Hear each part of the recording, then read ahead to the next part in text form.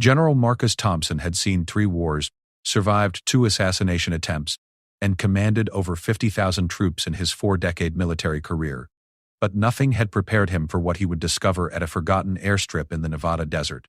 A discovery so shocking it would shake the very foundations of everything he thought he knew about his own government. What started as a simple retirement assignment to oversee a decommissioned military facility turned into the most dangerous mission of his life, where the enemy wasn't a foreign nation, but the shadows within his own command structure. Sometimes the greatest battles aren't fought on foreign soil, but in the dark corners of your own backyard.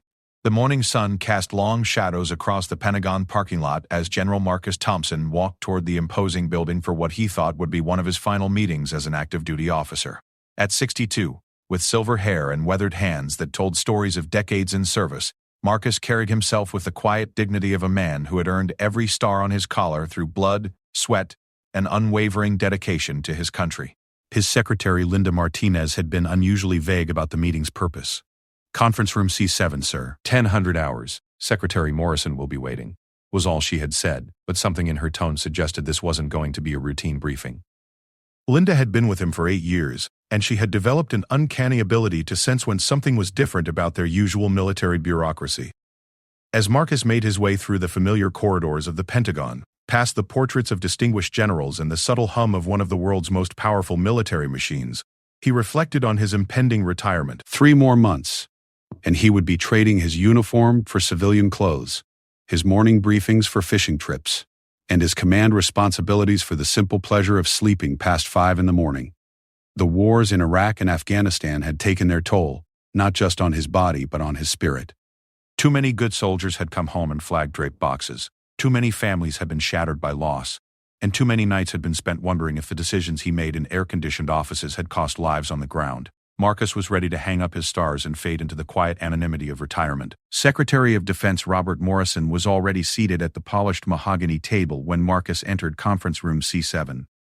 Morrison was a thin man in his 50s, with sharp features and eyes that seemed to catalog every detail of whatever room he occupied. He had come up through the political ranks rather than military service, which sometimes created tension with career officers like Marcus, but they had developed a working relationship built on mutual respect. "General Thompson, thank you for coming," Morrison said, gesturing to the chair across from him. "I know you're eager to start your retirement, but I have one final assignment that requires your particular expertise." Marcus settled into his chair, noting that no other personnel were present. Usually meetings at this level included at least a colonel or 2 for note-taking, plus various advisors and specialists. The absence of support staff suggested this conversation was meant to be kept between the 2 of them. "I'm listening, Mr. Secretary," Marcus replied. The something in Morrison's demeanor already had him on edge. In his experience, final assignments were typically ceremonial affairs, ribbon cuttings, farewell tours, or consulting on historical documentation. This felt different. Morrison slid a manila folder across the table. The classification markings were extensive, and Marcus noticed several compartmentalization codes he wasn't familiar with. "What you're about to read doesn't leave this room, General. This is a special access program that requires the highest level of discretion." Marcus opened the folder and began reading. The documents described a decommissioned airstrip in the Nevada desert, approximately 200 miles northwest of Las Vegas. Facility designation, Echo 77. According to the official records, it had been used for experimental aircraft testing during the Cold War but had been abandoned since 1987. The paperwork showed it had been scheduled for complete decommissioning and cleanup, with all sensitive materials removed or destroyed. "Looks straightforward enough," Marcus said, though he was already beginning to sense that appearances were deceiving. "Standard facility closure. Why does this require a general officer's attention?" Morrison leaned forward slightly. "Because we've been receiving some unusual reports from the area. Local law enforcement has documented strange lights, unusual aircraft movements, and several instances of civilian aircraft being diverted from the region's airspace.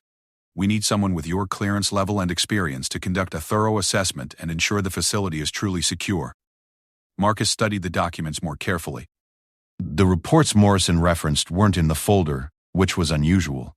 Typically, incident reports would be attached to any assessment request. "What kind of strange lights? And why haven't we addressed civilian aircraft diversions through normal channels?" "The details are still being compiled," Morrison replied, his answer coming a fraction too quickly. "What I need from you is a comprehensive security assessment. Spend a few weeks at the facility, review all systems, ensure no classified materials or technologies were left behind, and provide me with a complete report on the site status." Marcus closed the folder and met Morrison's gaze directly. Mr. Secretary, with all due respect, this sounds like a job for a security team, or maybe a colonel with some MPs. Why a general who's 3 months from retirement? Morrison's expression didn't change, but Marcus caught something flickering behind his eyes. Because I trust you, General.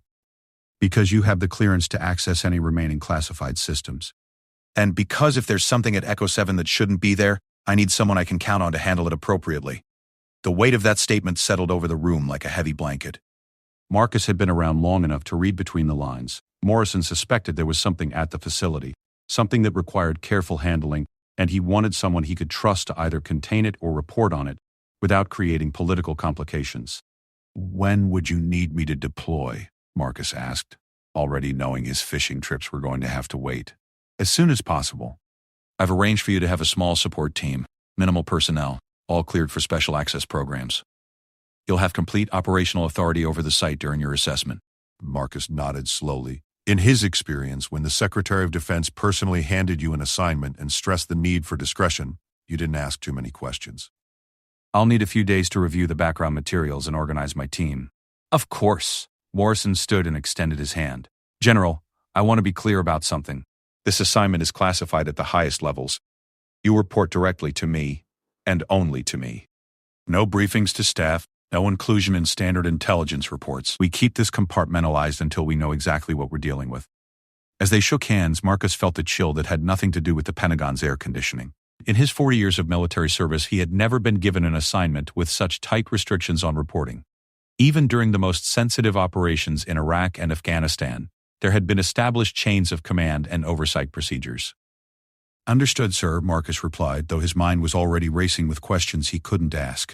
After Morrison left, Marcus remained in the conference room for several minutes, studying the folder's contents more carefully. The facility blueprints showed a standard military airstrip with supporting buildings, fuel storage, and maintenance facilities. Nothing unusual on the surface, but the classification markings suggested there had been significant research and development activities at the site. What troubled him most was the gap in documentation. The record showed intensive activity through the mid-1980s, then an abrupt cessation of all reported operations. The decommissioning paperwork seemed rushed and incomplete, lacking the detailed inventories and disposal certificates that would normally accompany the closure of a classified facility. Marcus gathered his materials and headed back to his office, where Linda was waiting with his afternoon schedule. Cancel everything for the rest of the week, he told her, and get me the personnel files for Colonel Sarah Chen from Intelligence and Major David Rodriguez from Security Forces. I'll need them cleared for special access and ready to deploy by Monday. Where are you going, sir? Linda asked, her voice carrying the concern of someone who had seen him through enough dangerous assignments to worry when he looked the way he did now. Nevada, Marcus replied. And Linda, this one stays between us. No entries in the official logs, no travel vouchers through normal channels. Whatever paperwork needs to be filed goes directly to Secretary Morrison's office. As Linda nodded and began making the necessary arrangements, Marcus walked to his office window and looked out over the Potomac River. In 3 months, he was supposed to be sitting on his porch in Montana, watching the sunrise over the mountains and enjoying the peace he had earned through 4 decades of service. Instead, he was about to venture into the Nevada desert to investigate a facility that officially didn't exist anymore, carrying out a mission that couldn't be discussed with anyone except the Secretary of Defense. Every instinct he had developed over his long career was telling him that Echo 77 was going to be anything but a routine assignment. That evening, Marcus drove home to his modest apartment in Arlington, carrying the classified folder and a growing sense of unease. His wife, Catherine, had passed away 3 years earlier from cancer, leaving him alone with his thoughts and his service. She had always been his sounding board for difficult decisions, the one person he could trust with his deepest concerns about the moral complexities of military life. As he sat in his living room, surrounded by the photographs and commendations that marked his career milestones, Marcus found himself wondering what Catherine would have made of this assignment. She had possessed an intuitive understanding of people and situations that had often guided him through challenging political situations within the military hierarchy. He opened a bottle of bourbon, a good Kentucky whiskey that Catherine had given him for their 20th wedding anniversary, and poured himself a modest glass. Outside, the sounds of evening traffic in Arlington provided a familiar backdrop as he tried to make sense of Secretary Morrison's unusual request. The more Marcus thought about it, the more convinced he became that this assignment was about more than conducting a routine security assessment. Morrison's emphasis on discretion, the restricted reporting requirements, and the decision to send a general instead of lower-ranking personnel, all pointed to a situation that required careful political handling. Marcus had seen enough cover-ups and damage control operations to recognize the signs. Someone suspected there was a problem at Echo 77, and they wanted him to either fix it quietly or provide them with the information they needed to determine their next course of action. As the bourbon warmed his throat and the evening settled into night, Marcus made his decision. He would accept the assignment, not because he was eager for one more mission, but because his sense of duty demanded it. If there was something at that desert airstrip that threatened national security or the integrity of the military he had served his entire adult life, he needed to know about it. The next morning, Marcus began his preparations in earnest. He reviewed what limited intelligence was available about the area surrounding Echo 77, studied topographical maps of the region, and carefully selected the minimal equipment and supplies his small team would need for what he expected to be a 2-week assessment.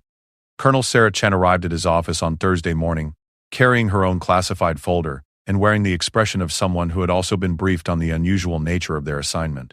Chen was a sharp intelligence officer in her early 40s with a reputation for thorough analysis and the ability to see patterns that others missed. "General, I've reviewed what materials I was given access to," she said after settling into the chair across from his desk. "They came to 15 Kansas. I have to say this feels like we're being sent to investigate something that someone else already knows about." Marcus nodded approvingly. Chen's instincts were sound. "What makes you say that?" "The restrictions on our mission parameters, the limited background materials, and the fact that we're operating outside normal command structures. In my experience, when the Pentagon wants a real assessment of an abandoned facility, they send a team with extensive documentation and clear reporting requirements. This feels more like we're being sent to confirm something specific rather than conduct an open-ended investigation." Major David Rodriguez joined them an hour later, and Marcus was pleased to see that both of his selected officers shared his sense that their assignment was more complex than it appeared on the surface. Rodriguez was a seasoned security specialist who had spent significant time in special operations, and his experience in handling sensitive situations would be crucial if they encountered anything unexpected. "Sir, I've arranged for minimal equipment loadout," Rodriguez reported. "Standard communications gear, basic security equipment, and supplies for 2 weeks of independent operations. I've also taken the liberty of requesting additional ammunition allowances, given the isolated nature of our operational area." "Good thinking, Major," Marcus replied. "I want us prepared for any contingency, but I also want our footprint to remain small. We're officially conducting a routine facility assessment, and our actions need to support that cover story." As his team prepared for deployment, Marcus spent his evenings researching what little publicly available information existed about the region around Echo 7. The area was sparsely populated, with the nearest town being a small community called Desert Springs about 30 miles to the southeast. Most of the surrounding land was either Bureau of Land Management territory or controlled by various military installations. What intrigued Marcus most was the pattern of civilian aircraft incidents that Morrison had mentioned. When he looked into FAA records, he found several instances over the past 18 months where private planes had been directed away from the area by military air traffic controllers, usually with explanations related to training exercises or temporary flight restrictions. The problem was that there were no official training exercises scheduled for that region and no standing flight restrictions that would account for the diversions. Someone was actively managing the airspace around Echo 77, which contradicted the official story that the facility had been abandoned and decommissioned. On Sunday evening, Marcus packed his personal gear and tried to push down the growing anxiety he felt about the mission ahead. In his experience, the missions that made him most nervous were often the ones that turned out to be most significant, and every instinct he possessed was telling him that Echo 77 was going to challenge everything he thought he knew about the military he had devoted his life to serving. As he locked his apartment door and headed for Andrews Air Force Base, where a transport plane was waiting to carry his team to Nevada, Marcus Thompson had no idea that he was embarking on the most important and dangerous mission of his distinguished career. The retired general couldn't have imagined that within a few days he would be confronting evidence that would force him to question not just his mission orders, but the very nature of the government he had sworn to protect and defend. The military transport plane descended through the early morning darkness toward a small airfield outside Las Vegas, its engines cutting through the desert silence like mechanical thunder. General Marcus Thompson pressed his face to the small window and watched the scattered lights of civilization give way to the vast emptiness of the Nevada desert. Somewhere out there, perhaps 200 miles to the northwest, waited Echo 77 and whatever secrets it might be hiding. Colonel Sarah Chen sat across from him, reviewing satellite imagery on her secured tablet, while Major David Rodriguez conducted final equipment checks. The three of them had spoken little during the 4-hour flight from Andrews, each lost in their own thoughts about the unusual mission ahead. Marcus appreciated having officers who understood when silence was more appropriate than conversation. As they touched down at McCarran Field's military terminal, Marcus felt the familiar weight of operational responsibility settling on his shoulders. This was different from the administrative duties that had dominated his final years of service. This felt like the early days of his career, when every mission carried the potential for unexpected developments and life-altering decisions.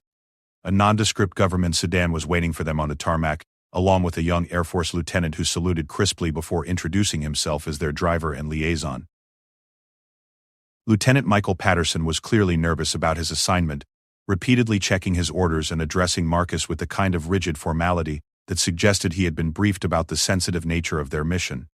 Sir, I've been instructed to transport you to a staging area approximately 50 miles north of here, Patterson said as he loaded their gear into the vehicle's trunk. From there, you'll transfer to ground vehicles for the remainder of the journey to your operational area. The drive through the pre-dawn desert gave Marcus his first real sense of the isolation they would be operating in. Beyond the bright lights of Las Vegas, the landscape quickly became an endless expanse of scrub brush and rocky outcroppings, broken only by the occasional set of headlights from long-haul truckers navigating the lonely highways. The stars overhead were brilliant in the clear desert air, unmarred by the light pollution that obscured them near major population centers. At a small truck stop that seemed to exist solely to serve the few travelers brave enough to venture into this remote corner of Nevada, they transferred to a pair of military Humvees that had been pre-positioned for their use. The vehicles were equipped with advanced communications equipment, GPS navigation systems, and enough supplies to support independent operations for several weeks if necessary. From this point forward, we maintain radio silence except for emergencies, Marcus instructed his team as they loaded their gear into the lead vehicle. Whatever we find at Echo 77, I want our initial assessment to be conducted without outside interference or observation. Rodriguez took the wheel of the lead Humvee while Chen navigated using encrypted GPS coordinates that had been provided separately from their official mission orders. Marcus found himself studying the landscape with the eye of a soldier, automatically cataloging defensive positions, water sources, and potential escape routes. Old habits died hard, and something about this mission had triggered all of his survival instincts. The sun was beginning to rise over the eastern mountains when they finally reached the perimeter of Echo 77. The first indication that they had arrived was a weathered sign warning of restricted military property, followed by a chain-link fence that stretched across the desert in both directions. The fence was topped with razor wire and marked with additional warnings about authorized personnel only, but Marcus noted that the gate's electronic locks appeared to be recently maintained despite the facility's supposed abandonment. Rodriguez used the access codes they had been provided to open the gate, and they drove through onto a paved access road that was in surprisingly good condition for a facility that had supposedly been closed for nearly 2 decades. Marcus instructed Chen to document everything with her camera as they approached the main facility complex, wanting a complete visual record of what they found. The airstrip itself was impressive, even by military standards. The main runway was easily 8,000 feet long and appeared to have been recently maintained, with fresh paint marking the center lines and approach zones. Several large hangars lined the eastern side of the runway, their metal sides gleaming in the morning sunlight. Support buildings were clustered around a central administration complex, and Marcus could see what appeared to be residential quarters, maintenance facilities, and several structures whose purposes weren't immediately apparent. "Sir, this doesn't look like any abandoned facility I've ever seen," Chen observed as they parked near the main administration building. The infrastructure appears to be fully maintained, and I'm picking up electronic signatures from multiple buildings on my scanner. Marcus stepped out of the Humvee and immediately noticed something that sent alarm bells ringing in his head. The desert around most abandoned military facilities showed signs of human absence: overgrown vegetation, accumulated sand and debris, the gradual encroachment of wildlife. But the area around Echo 77 was meticulously maintained, with clear sight lines, well-maintained access roads, and no evidence of the decay that would be expected after nearly 2 decades of abandonment. Rodriguez was conducting a preliminary security sweep with his handheld scanner when he stopped abruptly and called Marcus over. "General, I'm reading active electronic systems throughout the complex. Not just backup power or security systems, but what appears to be full operational capability. Each signature suggests several buildings are climate-controlled and actively occupied." The 3 officers exchanged glances and Marcus felt his pulse quicken. They had been sent to assess an abandoned facility, but what they had found was clearly an active military installation operating under a carefully constructed cover story. The question now was whether this was simply an oversight in their briefing materials or something more concerning. "We proceed as planned," Marcus decided after a moment's consideration. "But everyone stays alert. If this facility is operational, We need to understand who's running it and under whose authority. They approached the main administration building cautiously, with Rodriguez taking point and Chen covering their approach with her weapon at the ready. The building's main entrance was secured with an electronic lock system that accepted Marcus's access codes, but as the door swung open, they found themselves facing something none of them had expected. The interior of the building was not only operational but showed signs of recent and ongoing use. Computer workstations lined the main room, their screens glowing with what appeared to be real-time data feeds. Charts and maps covered the walls, many marked with current dates and operational notations. A coffee pot in the small kitchen area was still warm, and Marcus could smell the lingering aroma of recently prepared food. "Someone was here very recently," Chen whispered, her intelligence training evident in the way she immediately began cataloging and photographing everything they encountered. "These computer systems are running active programs, and some of these documents are dated within the last week." Marcus moved to one of the computer workstations and studied the information displayed on the monitor. What he saw made his blood run cold. The screen showed a real-time tracking display of aircraft movements throughout the southwestern United States, with special emphasis on civilian aircraft approaching the area around Echo 77. Another monitor displayed what appeared to be intercept schedules and diversion protocols for managing civilian air traffic. "Major Rodriguez," Marcus called quietly, "I need you to conduct a complete sweep of this building. Look for any personnel, any signs of where the current occupants might have gone, and any additional security systems we need to be aware of." While Rodriguez searched the building, Marcus and Chen began examining the documents and computer files they had discovered. What they found was disturbing beyond anything Marcus had imagined when he accepted this assignment. Echo 77 wasn't just operational. It was serving as a command center for what appeared to be an extensive surveillance and control operation targeting civilian air traffic throughout the region. The documents suggested that the facility had been continuously operational since its supposed decommissioning in 1987. But under the control of a compartmentalized program that operated outside normal military command structures. References to Project Blackbird appeared throughout the materials, along with authorization codes that Marcus didn't recognize despite his high-level security clearances. "General, you need to see this," Chen said urgently, pointing to a series of incident reports displayed on one of the computer monitors.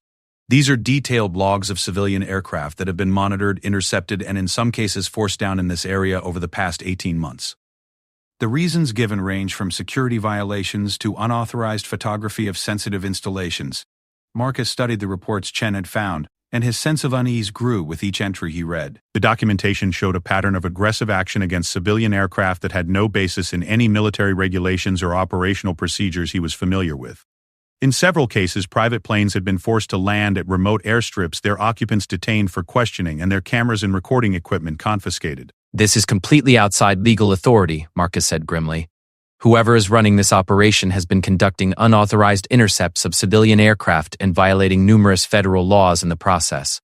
Rodriguez returned from his sweep of the building with additional disturbing news. "Sir, I found sleeping quarters that show signs of recent occupation, a communications center with encrypted satellite links to unknown destinations, and a weapons locker that's been recently accessed. But no personnel. It's like whoever was here cleared out very recently, possibly within the last few hours." The implications of Rodriguez's discovery hit Marcus immediately. If the facility's personnel had evacuated recently, it suggested they had been warned about his team's arrival. That meant either their mission had been compromised or the people running Echo 77 had access to information about official military operations that they shouldn't possess. "We need to expand our search to the other buildings," Marcus decided, "but we maintain strict security protocols. If someone cleared out this quickly, they might still be in the area, and we don't know their intentions or capabilities." They spent the next several hours systematically searching the hangars and support buildings, and what they discovered painted an increasingly disturbing picture of the operation at Echo 77. One of the large hangars contained several aircraft that were not on any official military inventory, sleek, unmarked planes that appeared to be modified for surveillance and intercept operations. Another hangar held sophisticated electronics equipment and what appeared to be a mobile command center capable of rapid deployment to other locations. The most shocking discovery came when Chen located a hidden basement level beneath the main administration building. The entrance was concealed behind what appeared to be a utility closet, but her electronic scanners had detected the void space below. When they finally gained access to the underground facility, they found themselves in a sophisticated intelligence center that rivaled anything Marcus had seen during his years in the Pentagon. Banks of computer servers hummed quietly in climate-controlled chambers, their screens displaying data feeds from surveillance satellites, military communications networks, and civilian air traffic control systems. Maps on the walls showed detailed tracking of aircraft movements, personnel locations, and what appeared to be surveillance operations targeting various civilian and government facilities throughout the western United States. Jesus Christ, Rodriguez breathed as he studied one of the wall displays. General, this looks like they've been conducting surveillance on our own military installations. Some of these tracking plots show monitoring of movement to and from classified facilities throughout Nevada and California. Marcus felt a chill run down his spine as the full scope of what they had discovered began to sink in. Echo 7. 7 wasn't just an unauthorized surveillance operation targeting civilian aircraft. It appeared to be the center of an extensive intelligence gathering program that was monitoring both civilian and military activities throughout the region. The documentation they found in the underground facility suggested that Project Blackbird had been operating for years, collecting intelligence on military personnel, civilian government officials, and private citizens who lived or traveled in the area. The operation appeared to have access to classified military communications, satellite imagery, and personnel records that should have been far beyond the reach of any unofficial program. Colonel Chen, I need you to start downloading everything you can from these computer systems, Marcus ordered. Whatever this operation is, we need to document it completely before we report back to Secretary Morrison. As Chen began her work, Marcus found himself struggling with the implications of their discovery.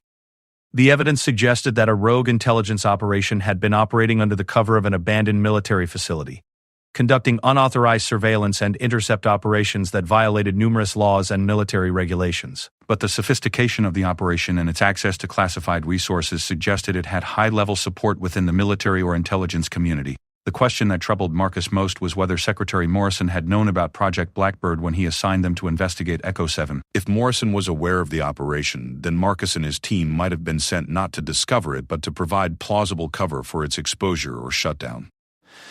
If Morrison didn't know about it, then they had uncovered a massive security breach that threatened the integrity of the entire military command structure.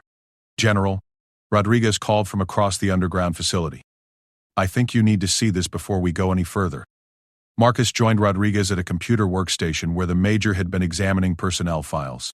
On the screen was a detailed dossier with Marcus's photograph, complete military service record, family information, and personal details that included his home address, his late wife's medical records, and even his recent conversations with Secretary Morrison about the Echo 77 assignment. Sir, they've been monitoring you specifically, Rodriguez said quietly. This file shows surveillance going back several months, including details about your retirement plans and your appointment to this mission. They knew you were coming.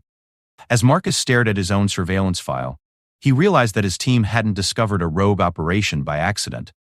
They had walked into a carefully prepared situation, where every move they made was being monitored and anticipated. Project Blackbird hadn't just been watching civilian aircraft and military installations, they had been tracking the very people sent to investigate them. The retired general who had thought he was conducting a routine security assessment now understood that he had stumbled into something far more dangerous than unauthorized surveillance. He was facing an operation that had infiltrated the highest levels of military command and possessed the capability to monitor and manipulate official military missions.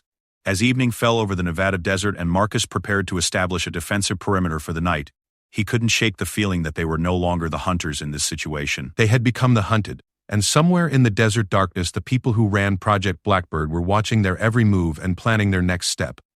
The retired general who couldn't believe his eyes was beginning to realize that what he was seeing was only the beginning of a conspiracy that reached far deeper into the military establishment than he had ever imagined possible. Tomorrow would bring new discoveries, new dangers, and the terrible knowledge that some secrets were too important for those who kept them to allow any witnesses to survive. Marcus Thompson spent a sleepless night in the desert, his military training keeping him alert while his mind raced through the implications of what they had discovered at Echo 77. He had positioned his small team in a defensive formation around the administration building, with Rodriguez taking first watch and Chen working through the night to extract data from the underground computer systems. Every shadow in the moonlight could conceal an enemy. Every sound in the desert wind might signal an approaching threat. Dawn brought no relief from the tension. As the sun climbed over the eastern mountains, casting long shadows across the maintained runways and gleaming hangars, Marcus gathered his team for a critical decision. The evidence they had collected overnight painted a picture of a surveillance operation so extensive and sophisticated that it challenged everything he thought he knew about military command structures and government oversight. "Report, Colonel Chen," Marcus said as they huddled around one of the portable computers in the administration building's main room. Chen looked exhausted but determined as she pulled up the files she had been analyzing. "Sir, What we've uncovered is bigger than just unauthorized surveillance. Project Blackbird appears to be connected to a network of similar facilities throughout the western United States. I've found communication logs with at least 6 other installations, all operating under the same command structure. She showed Marcus a map displaying the locations of the connected facilities. Sites in Arizona, Utah, Colorado, and California were all part of what the documentation referred to as the Western Surveillance Network. Each facility appeared to have specific operational responsibilities, from monitoring civilian communications to tracking military personnel and intercepting foreign intelligence operations. The scope is staggering, Chen continued. They've been collecting intelligence on everyone from local law enforcement officials to members of Congress. Some of these files contain financial records, personal communications, and surveillance footage that could only have been obtained through massive violations of privacy laws. Rodriguez had spent the morning conducting a more detailed search of the facility's weapons and equipment inventories. His findings were equally disturbing. General, this operation has access to military-grade surveillance equipment, encrypted communication systems, and weapons that aren't in any official inventory.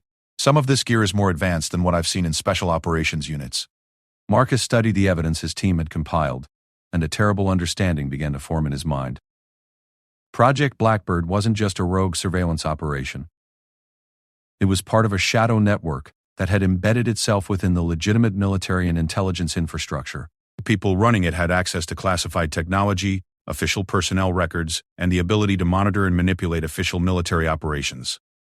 Colonel Chen, I need you to focus on the communication logs. Marcus ordered. I want to know who these people report to, where their orders come from, and how they're funded. This level of operation requires significant resources and high-level authorization.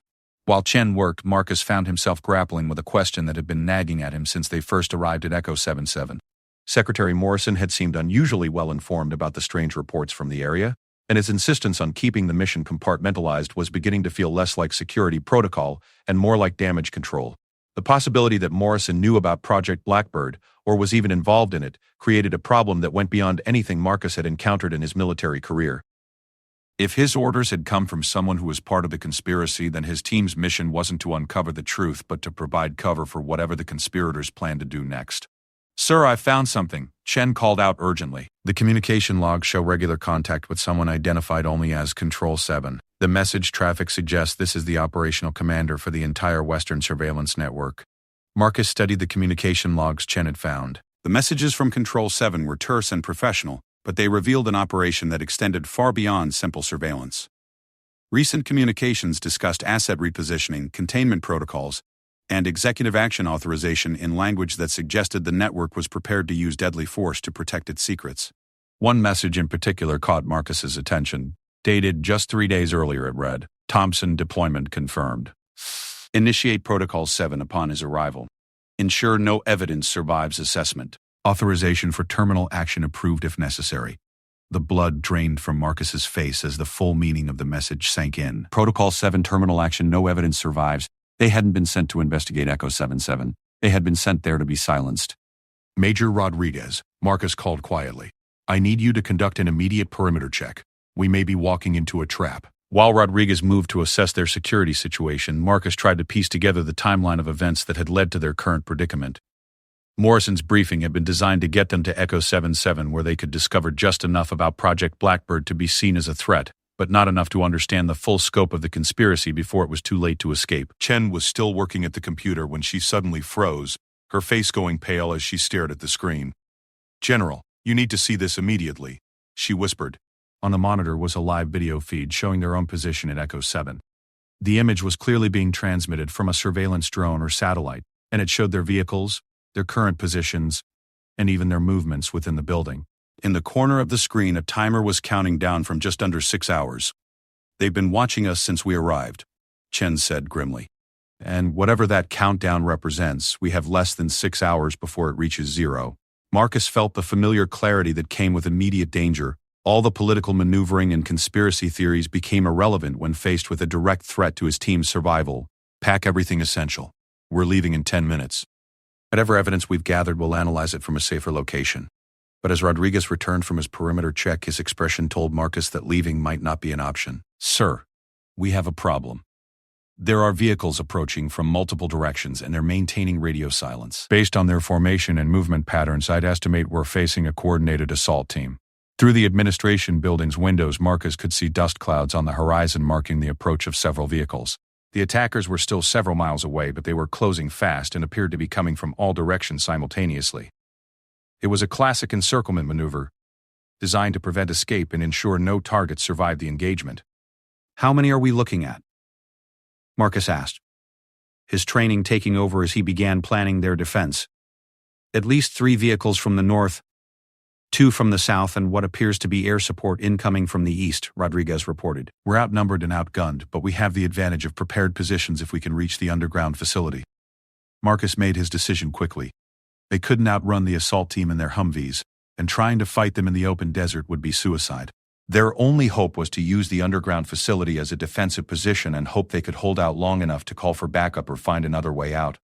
Move everything critical to the underground level, Marcus ordered. We'll make our stand there and try to establish contact with outside support.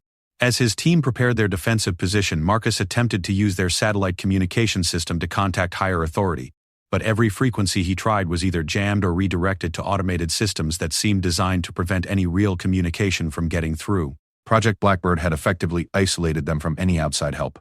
The underground facility offered better protection than the surface buildings, but it was also a trap. Once they went below ground, their mobility would be severely limited, and they would be completely dependent on the facility's ventilation and power systems. If their attackers gained control of those systems, they could be starved out or killed without anyone ever firing a shot. As they descended into the underground complex, Chen made one final attempt to download critical evidence from the computer systems. I'm copying everything I can to portable drives, she reported. If we don't survive this, at least there's a chance someone else might find this evidence eventually. Rodriguez was setting up defensive positions at the underground facility's single entrance when the first sounds of gunfire erupted from the surface. Their attackers had reached the facility and were beginning their assault on the administration building. The sound of breaking glass and shouted orders filtered down through the building's structure, accompanied by the distinctive crack of high-powered rifles. They're conducting a systematic search of the surface buildings, Rodriguez reported, monitoring the sounds above them. Professional operation, coordinated movement, definitely military or ex-military personnel. Marcus found himself studying the layout of the underground facility with new eyes. What had seemed like an impressive intelligence center now felt like an elaborate tomb. The sophisticated computer equipment and communication systems that had been so impressive earlier were now useless, their connections to the outside world severed by the same people who had built them. But as Chen continued her work at the computer terminals, she made a discovery that offered a glimmer of hope. General, I found what appears to be an emergency communication system that operates on a completely separate network from the main systems. It looks like it was designed to contact some kind of higher authority if the operation was compromised. Can you access it? Marcus asked urgently. I think so, but I'll need a few minutes to crack the encryption, Chen replied, her fingers flying over the keyboard as she worked to penetrate the system's security protocols. Above them, the sounds of the search were growing closer. Their attackers had apparently found the concealed entrance to the underground facility and were preparing to descend. Marcus could hear voices discussing explosive charges and assault tactics, confirming his assessment that they were facing professional military personnel, operating under orders to leave no survivors. Major Rodriguez, how long can we hold the entrance? Marcus asked. Maybe 30 minutes if we're lucky. Rodriguez replied grimly. The choke point works in our favor, but they have superior numbers and equipment. Once they decide to use explosives or gas, we're finished. As the first sounds of footsteps on the underground stairs reached them, Chen suddenly looked up from the computer with an expression of shock and horror. General, I've accessed the emergency communication system, and you're not going to believe what I've found. On the computer screen was a directory of high-level government and military officials who were apparently part of Project Blackbird's command structure. Names that Marcus recognized from Joint Chiefs meetings, congressional hearings, and presidential briefings were listed alongside their operational codes and communication protocols. This conspiracy reaches into the highest levels of government, Chen whispered. Senators, generals, cabinet members, they're all part of this network.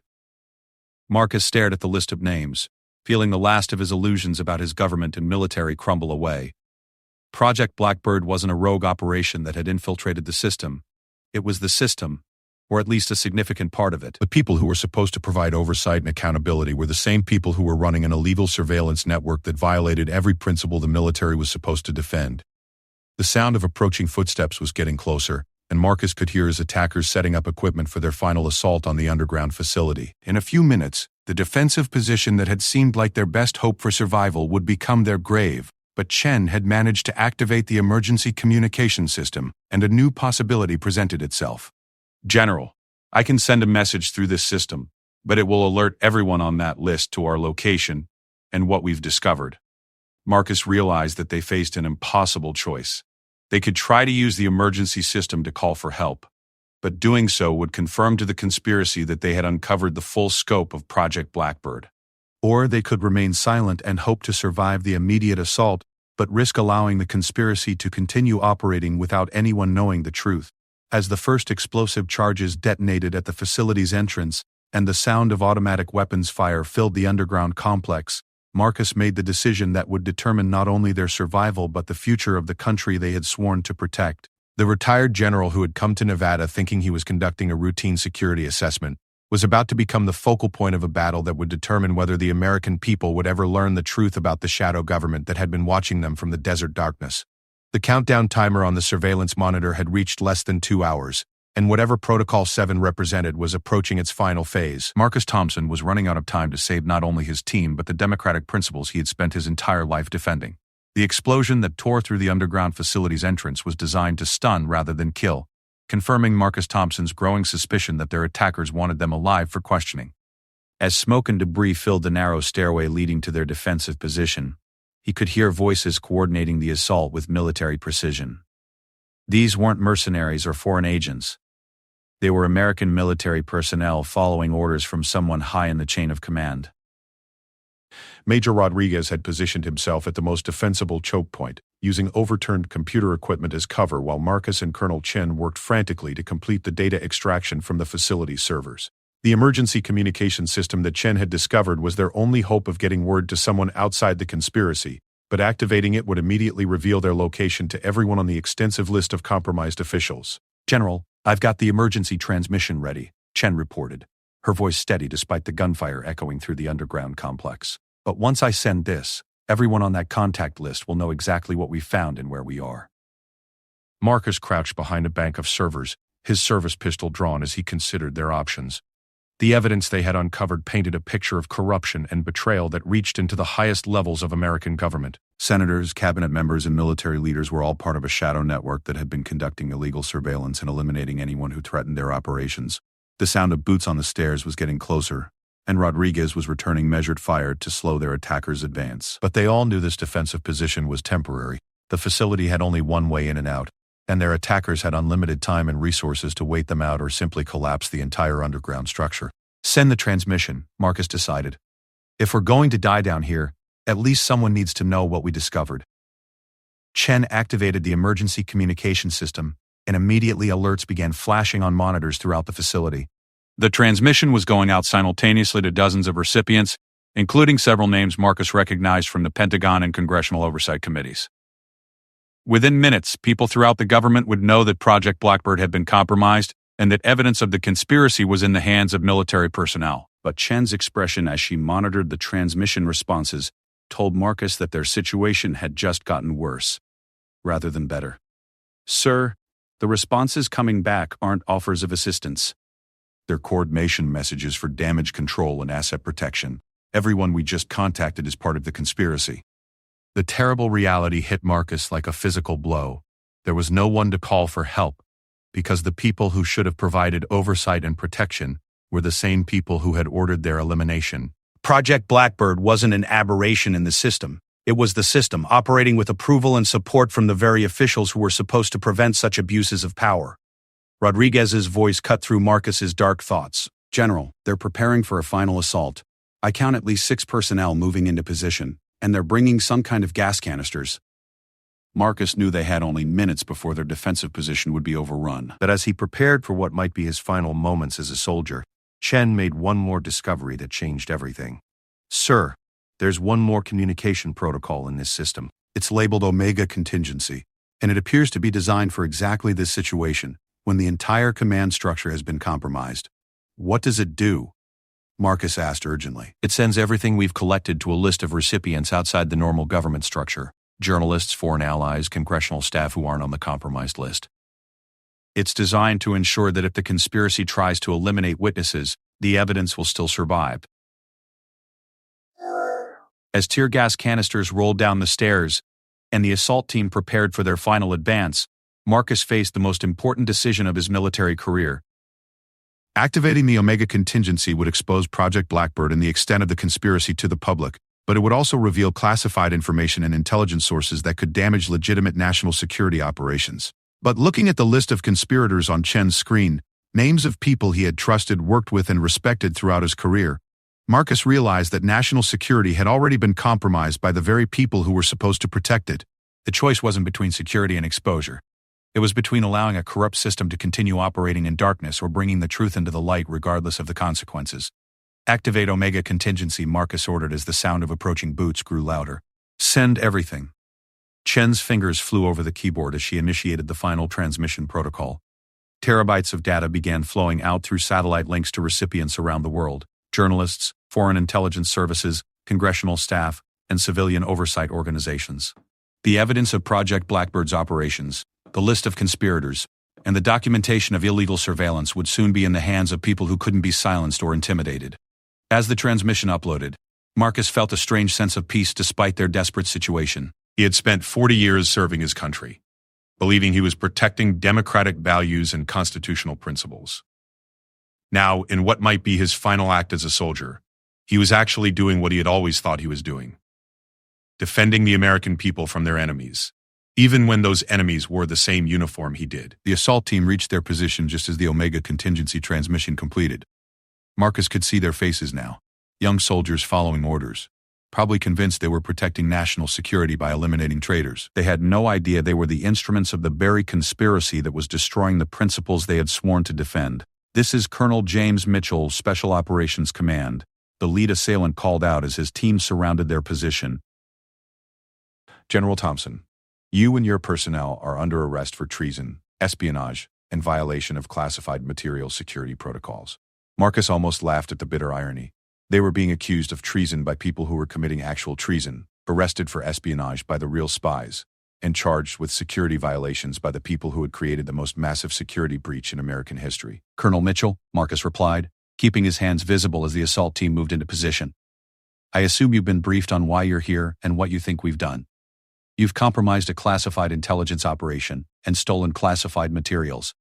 Mitchell replied, "You'll be transported to a secure facility for debriefing and prosecution." Marcus studied Mitchell's face and saw something that gave him hope. The young colonel's expression showed confusion rather than conviction, as if he wasn't entirely sure about the orders he was following. Marcus had spent enough time around soldiers to recognize when someone was questioning their mission, and Mitchell had the look of an officer who was beginning to doubt the justification for his actions. "Colonel, before you take us into custody, I'd like you to look at something," Marcus said carefully. "The evidence we discovered here isn't what you've been told it is." Mitchell hesitated, and Marcus could see him weighing his orders against his instincts. "Sir, I have strict instructions not to allow any review of materials found at this facility. I understand your orders," Marcus replied. "But as a fellow officer, I'm asking you to look at what we found. If I'm wrong about what this represents, you can arrest us and no harm is done. But if I'm right, you need to know what you're really involved in." Chen still had the list of conspirators displayed on her computer screen, and Marcus gestured toward it. "Just look at the names on that list, Colonel. Look at who was really running Project Blackbird." Mitchell moved closer to the screen, and Marcus watched his expression change as he read the names of high-ranking officials who were supposedly part of the surveillance network. Senators who served on oversight committees, generals who commanded major operations, cabinet members who were supposed to provide civilian control of the military. They were all there. "This could be fabricated," Mitchell said, but his voice lacked conviction. "It could be," Marcus agreed. "But ask yourself why a general 3 months from retirement would fabricate evidence that implicates half the senior leadership of his own military. What would be my motive for creating this kind of elaborate hoax?" Chen spoke up for the first time since the assault team had arrived. "Colonel, we've already transmitted this evidence to multiple recipients outside the government. Within hours, it's going to be public knowledge regardless of what happens to us. The question is whether you want to be remembered as someone who helped cover up the truth, or someone who ensured it came to light." Marcus could see the wheels turning in Mitchell's mind as he processed the implications of what they were telling him. If the evidence was real, then the orders he was following came from the very people who were betraying the country he had sworn to protect. If it was fabricated, then arresting them would prevent a massive intelligence leak that could damage national security. It was Rodriguez who provided the final piece of evidence that tipped the balance. "Sir," he said to Mitchell, "you've been monitoring our communications since we arrived, right? You know we haven't had any contact with foreign intelligence services or hostile organizations. The only people we've been in contact with are high-ranking American officials." Mitchell's radio crackled with an incoming transmission, and Marcus could hear the voice of someone issuing urgent orders for immediate extraction and termination of all personnel found at the facility. The voice was cold, professional, and clearly coming from someone who considered Mitchell's team as disposable as Marcus's. "Colonel," Marcus said quietly, "those orders didn't come from someone who cares about your welfare or the welfare of your soldiers. They came from someone who views all of us as loose ends that need to be tied up." Mitchell's hand moved to his radio, and Marcus held his breath as the young colonel made his decision. Instead of acknowledging the termination order, Mitchell switched off his radio and turned back to Marcus. "General, I need to see everything you found," Mitchell said grimly. "If what you're telling me is true, then we're all in more danger than I realized." As Chen began showing Mitchell the evidence they had collected, Marcus felt a surge of hope for the first time since they had arrived at Echo 7. They had found an ally among their captors, someone who was willing to look at the truth regardless of the personal cost. But their relief was short-lived. The sound of helicopters approaching overhead told them that someone had decided not to wait for Mitchell's team to complete their mission. The people running Project Blackbird were moving to the final phase of their containment protocol, and that apparently included eliminating everyone at the facility, including the soldiers who had been sent to arrest them. Marcus looked at Mitchell and saw the same realization dawning on the young colonel's face. They were all expendable now, witnesses to a conspiracy so extensive that it required the elimination of anyone who had learned the truth. The retired general who had come to Nevada to conduct a simple security assessment now found himself allied with the very soldiers who had been sent to kill him, united in their determination to survive and expose the truth about the shadow government that had corrupted the institutions they had spent their lives serving. As the sound of the helicopters grew louder and automatic weapons fire began raking the surface buildings, Marcus Thompson prepared for the most important battle of his military career, a battle not against foreign enemies but against the enemies within, who had betrayed everything the American military was supposed to represent. The helicopters circling overhead weren't rescue aircraft. They were cleanup crews. As heavy caliber rounds punched through the roof of the administration building and explosions rocked the surface structures of Echo 7, General Marcus Thompson realized that Project Blackbird's controllers had decided to eliminate all evidence of the facility's existence, along with everyone who had discovered its secrets. Colonel Mitchell, the special operations officer who had been sent to arrest them, was now crouched beside Marcus in the underground facility as debris rained down from the ceiling. The young colonel's radio was crackling with increasingly frantic transmissions from his superiors, demanding status reports and immediate compliance with termination protocols. "Sir, they're ordering me to eliminate all personnel and destroy the facility," Mitchell said grimly. "When I don't respond, they're going to assume we've all been compromised." Marcus studied the tactical situation with the cold calculation of someone who had spent decades in combat zones. They were trapped underground in a facility that was being systematically destroyed by people with unlimited resources and the authority to deploy military assets without oversight. Above them, attack helicopters were methodically demolishing every building on the surface, ensuring that no evidence of Project Blackbird would survive. But Colonel Chen was still working at the computer terminals, and her expression suggested she had found something important. "General, the Omega contingency transmission completed successfully. The evidence has been distributed to over 200 recipients worldwide, including major news organizations, foreign intelligence services, and congressional staff who aren't on the compromised list." "How long before this goes public?" Marcus asked. "Based on the recipient list, I'd estimate 6 to 12 hours before the first news reports begin appearing," Chen replied. "The evidence is comprehensive enough that no single organization can suppress it, and the international distribution means it can't be contained within American intelligence channels." Mitchell was monitoring the helicopter assault through his tactical equipment when he suddenly looked up with alarm. "Sir, they're bringing in bunker-busting ordnance. They're planning to collapse this entire facility with us inside it." Marcus felt the familiar clarity that came with imminent death, but this time it was accompanied by something he had never experienced before, the knowledge that his final mission was the most important of his entire career. They had exposed a conspiracy that reached into the highest levels of American government, and now they just had to survive long enough for the truth to reach the public. "Major Rodriguez, what's our ammunition status?" Marcus asked. "Limited, sir. Maybe 30 minutes of sustained combat if we're conservative," Rodriguez replied. "But if they use heavy explosives, ammunition won't matter. The sound of drill equipment working on the facility's main entrance told them that their attackers were preparing for a final assault. Rather than risk personnel in the underground complex, they were apparently planning to breach the facility with explosives and eliminate everyone inside without having to face armed resistance. "There's got to be another way out of here," Marcus said, studying the facility's layout on Chen's computer screen. "These kinds of installations always have emergency exits." Chen's fingers flew over the keyboard as she accessed the facility's construction blueprints. "There," she said, pointing to a section of the map that showed a maintenance tunnel connecting the underground facility to a utility building near the perimeter fence. "Emergency exit, designed for evacuation in case of attack." But as they prepared to attempt their escape through the maintenance tunnel, Chen made one more discovery that changed everything. "General, I've accessed the real-time communication logs for the cleanup operation. The orders are coming directly from the Pentagon and they're signed with Secretary Morrison's authorization codes." Marcus stared at the screen, feeling the last piece of the puzzle fall into place. Morrison hadn't sent them to Echo 77 to investigate a potential security problem. He had sent them there to be eliminated as part of a carefully planned cover-up. Their entire mission had been designed to provide justification for destroying the facility and silencing anyone who might have learned about Project Blackbird. "He knew exactly what we would find here," Marcus said bitterly. "Morrison is part of the conspiracy, probably has been from the beginning. We weren't sent here to conduct an investigation, we were sent here to die."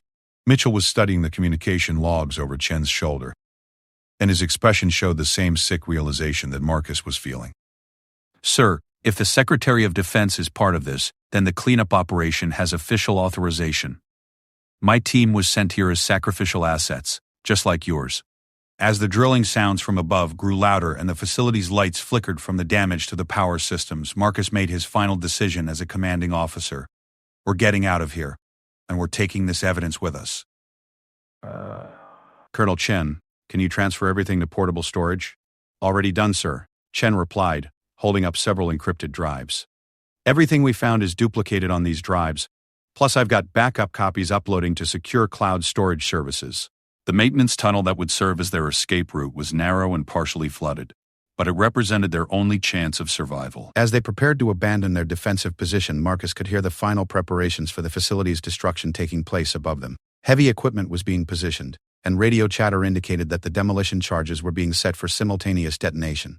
Rodriguez led their small group through the maintenance tunnel, using night vision equipment to navigate the tight space while Marcus and Chen carried the critical evidence drives.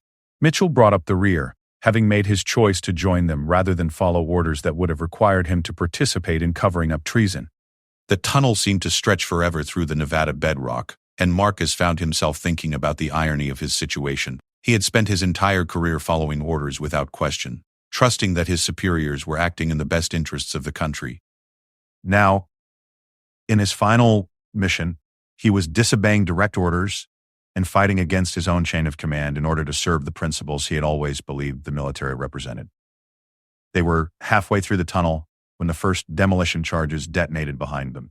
The underground facility that had housed Project Blackbird's most sensitive operations was being systematically destroyed, along with any evidence that might have remained on the computer systems. The shock waves traveled through the rock around them, and Marcus could feel the tunnel structure shifting as the explosions continued above. "Move faster," Rodriguez urged from ahead. "They're bringing down the entire complex."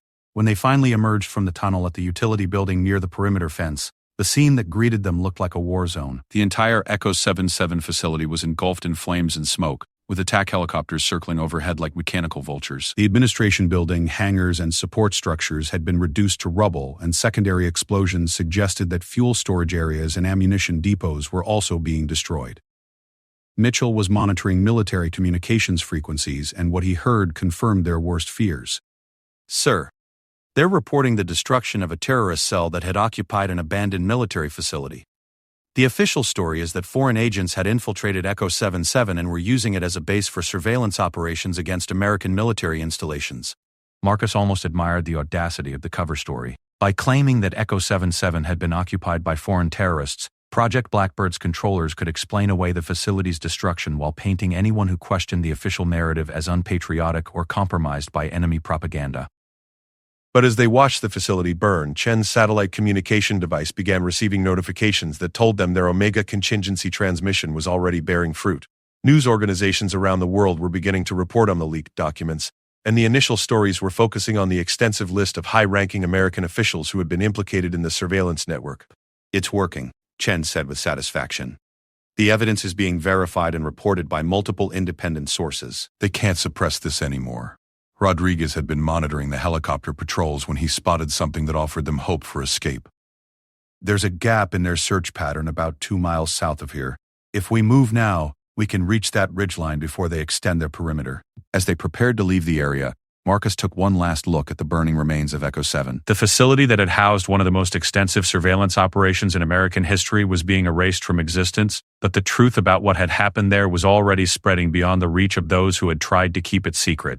The next 12 hours passed in a blur of movement through the Nevada desert, avoiding search parties and aerial surveillance while monitoring news reports about the leaked documents. Marcus and his team, now including Mitchell and his soldiers who had chosen to defect rather than participate in the cover-up, made their way toward a small town where they could arrange secure transportation and communication with the outside world. The news reports were everything Marcus had hoped for. Major networks were running stories about Project Blackbird based on the leaked documents, and investigative journalists were already connecting the surveillance network to other suspicious activities by the implicated officials. Congressional leaders who hadn't been named in the conspiracy were calling for immediate investigations, and foreign allies were expressing concern about the extent of illegal surveillance activities. Secretary Morrison's resignation was announced while they were still making their way through the desert, followed by similar resignations from several other high-ranking officials who had been named in the leaked documents. The conspiracy that had seemed untouchable just days earlier was crumbling under the weight of public exposure and political pressure. When they finally reached safety and Marcus was able to give his first interview to investigative journalists, he was struck by the realization that his military career was ending in a way he had never imagined. Instead of a quiet retirement ceremony and a gold watch, he was testifying about treason and betrayal at the highest levels of American government. General Thompson, one journalist asked during his first public interview, "What would you say to people who question whether you did the right thing by exposing classified operations?" Marcus considered the question carefully before responding. I spent 40 years in the military believing I was protecting democratic values and constitutional principles. When I discovered that some of the people I trusted most had betrayed those principles, I had a choice. I could remain silent and protect the institution, or I could speak out and protect the country. I chose the country. The investigation that followed Marcus's revelations lasted for over 2 years and resulted in criminal convictions for dozens of high-ranking officials, including several senators, cabinet members, and military leaders. The Project Blackbird was officially disbanded, and new oversight mechanisms were put in place to prevent similar abuses in the future. Marcus Thompson retired to his cabin in Montana as planned. But instead of fishing in quiet contemplation, he found himself frequently called upon to testify before congressional committees and speak at universities about the importance of institutional accountability and the dangers of unchecked government power. On quiet evenings, sitting on his porch and watching the sunset over the mountains, Marcus sometimes reflected on the assignment that had changed everything. He had been sent to Nevada thinking he was conducting a routine security assessment, but he had discovered something far more important, that even in the most powerful institutions, individual conscience and moral courage could still make a difference. The retired general who couldn't believe his eyes had learned that sometimes the most important battles aren't fought against foreign enemies, but against the corruption and betrayal that can grow in the shadows of power. His willingness to risk everything for the truth had reminded the American people that their democratic institutions were only as strong as the individuals who chose to defend them, regardless of the personal cost.